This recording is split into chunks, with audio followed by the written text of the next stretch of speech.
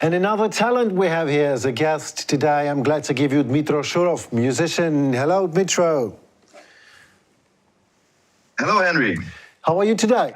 Well, I'm fine. I'm downstairs in my studio. Actually arrived a couple of hours ago from a trip to the eastern Ukraine, where we played several shows for militaries, for state service. Is the guys who come whenever missile comes, and they do all this hardest work.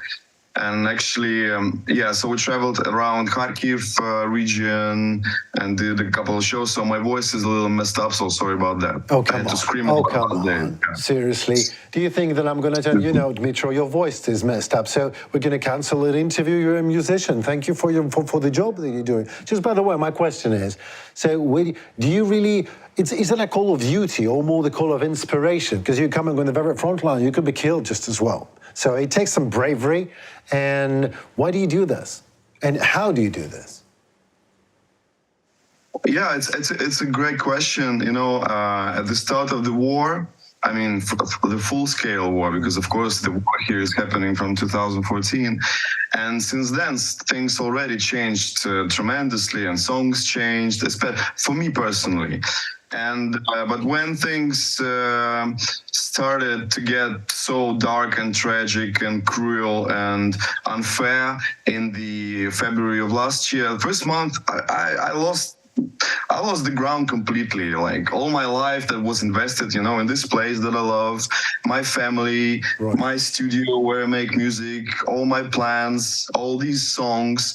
I had a feeling that, you know, it's all over and there's new reality. So Russia pretty much crashed everything for me. And the first month I was thinking I'll never do music again.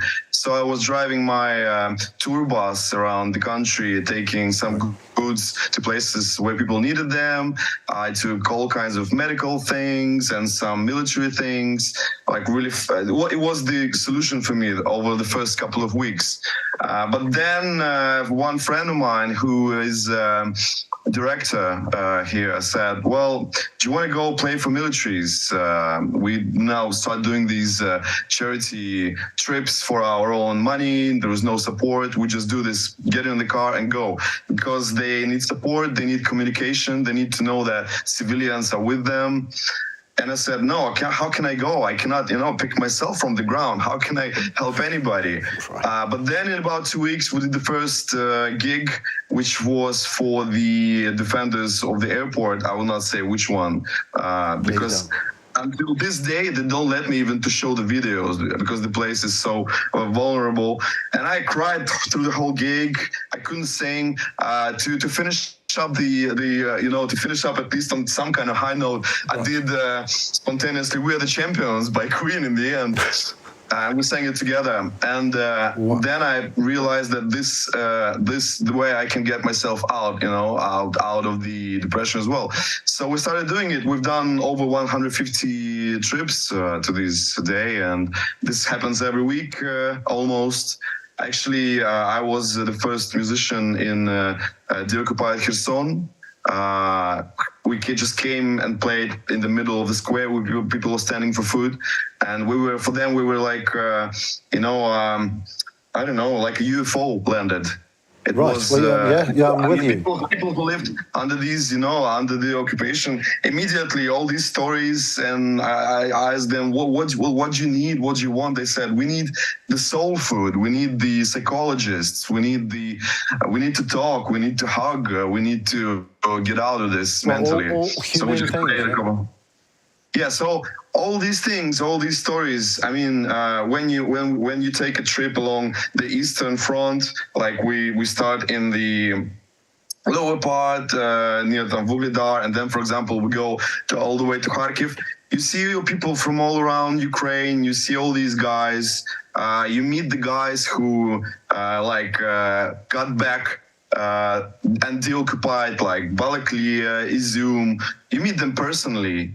And I don't know, when I breathe the same dust as they do, when we walk the same, you know, the same places, it's hard to compare to anything. I mean, militaries and musicians, they work so well together, and I think by no means we can win this only with our army. We have to support them in all the way we can. So it's only recently I've started to play like typical piano boy shows like we did through all my career. We only had like 5 concerts recently just for civilians. The rest were pretty much for militaries. I guess this is my place in this war, and I guess this is where I feel most useful at the moment. Thank you very much, Dmytro, for your answer. Can I have the answer on the second question of mine, which is quite personal? The war is a drama, and you as an artist, do you ever thought that you can find that passion and compassion during the times of war? Because you just told me that the military and the musicians are working so well together because they are on the edges of creation and on the edges of the life and death. And you're like closing that circle. Where else you can find such level of high emotions? In a peaceful life? Have you ever met that level of emotions in peace, or rather a war? Well, for sure, we've had that before war. It just was so much different. You know, before war, because I've been doing music all my life. This is the most important thing to me, of course, with my family.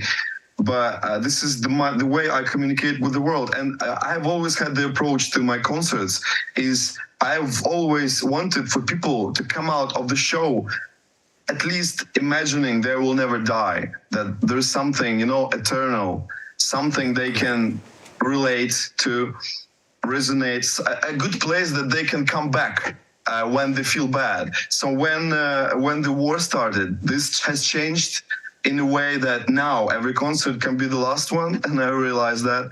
I mean, sometimes we sleep in the middle of Kramatorsk, for example, in an absolutely typical building, and next day something, you know, flies to it, and it's dramatic, pretty dramatic kind of touring. Sometimes, I'm not saying it's always. Our angels, thank you very much, are not sleeping, and we're trying to be careful for the soldiers as well, because this is really important for nobody to get hurt because of these shows. But of course, it's not the price. How do you say it? Ценность. The value. Yeah, the value of things have, of course, increased tremendously, because you meet these people, you hug with them. Next time you come to the same place and you learn that this guy has tragically died, and this guy is now in a hospital. You go visit him to the hospital, right. Or sometimes you come a year later. I have already come to several places which are the same, and I meet the same people from last year, and we hug. And we share a tear, and we feel that we're still there, we're alive, and music is part of it. So music right. now is a place we can go when things are so bad, and of course, it's really a lot of touching things happen because of this. Yeah, I mean, this is if I would, everyone have to choose an addiction. My friend says, so the music is such an addiction, then a lot of people choose, and you as a professional and as a renowned master of music in Ukraine should know a lot about that, because when I'm talking to you, I feel the passion and compassion. I feel the whole picture of it. I'm feeling now, as I've been there on the very front line doing music. I mean, you also are taking a risk, which is my third question actually. Are you afraid that you are going, maybe, you can be hurt, or you can die? What will happen to your family? But you still, this is the call of what? Of muse? Of duty? Because you are Ukrainian? What is it? Or maybe this is the good addiction altogether. What is that? That makes you go to the front line and give a gig there. Well, you can go to Kiev, for example. I would think they would gladly accept you. Well, first of all, you can die in a minute and anywhere. I mean, you never know when this thing is going That's to a happen. good point. That's a good I mean, point. why David Bowie died? Why did he leave us so early? Was he, That's you true. know, True. was he an alien? Maybe we don't know. We don't know why these things happen, and it's also very sad. The second thing is these guys in the front. They are the ones who are taking the real risks, because not every one of them is a Terminator or Robocop. They're just regular people made of blood and flesh. And for example, I've met piano tuners who are now defending the country in a uniform. I've met teachers and Olympic trainers, for example, and all kinds of people who went there in the first months. And I have to say, I don't really like I don't like when what we're doing is called cultural front, because the front is where people risk and die, and from where they sometimes come back never the same again. Absolutely. And I would prefer to call it the cultural, support, or the cultural home front or rear, if you'd like. I don't know the right term in English, but I don't like the word front, because I've been close to front. It's a very, very different place. So I guess I believe in my angels, and my wife is a witch, as everybody knows in this country. So if something happens to me, she'll do something about it. If I consider myself as a musician, all right, I'm not, but at the moment, I get to live in Russia, and I speak Russian language, and I see what is going on in Ukraine, and I choose the side of the Kremlin. Is that the moment when I stop being a musician? Yes, you become the partner of rapers, killers, robbers. I think this whole war is not. Of course, it's not just a war of tanks and bullets. This is the war of principles of living on this planet. This is sheer aggression. This is like, I mean, of course, this didn't happen out of nowhere. Oh, yeah. And we all have seen this man preparing it for tens, I don't know, 15, 20 years. And I guess people, including myself, should have been more clever. And it's when you play with a little kid who is a psycho, and he takes one toy from you, and you let him have it, and then he takes the second one. Then he starts living with you, and then he steals your stuff. Then he kills your mother. I don't know. So this is what happens. What happened? So in my opinion, I don't know who doesn't see it. I mean, the people who take this side are obviously part of it. Well, How else can it be? there are a lot of people who don't see it because they just don't want to see it. I believe there is a big gap, and there is a big difference between population and nation.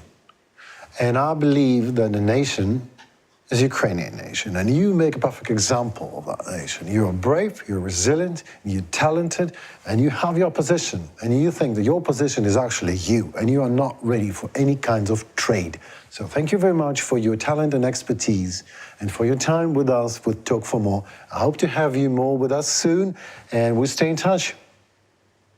Thank you very much for having me. And I am actually sitting in front of my piano. So next time, play us a short thing. Come on, play us a short thing. Play us a hymn of Talk for More. Where the melody comes out of your mind. Go ahead, do it. Hymn of Talk for More? Yeah, Talk for More. Our show is called Talk for More, and I am the star of the show. So look it at me right now. Play me a melody. Give me a harmony. Come on. Talk for More. Say hello to Henry. All right. You can talk about everything. You can talk about the win of your grave. Just talk, never get silent. Talk for more. And now here's the melody for you.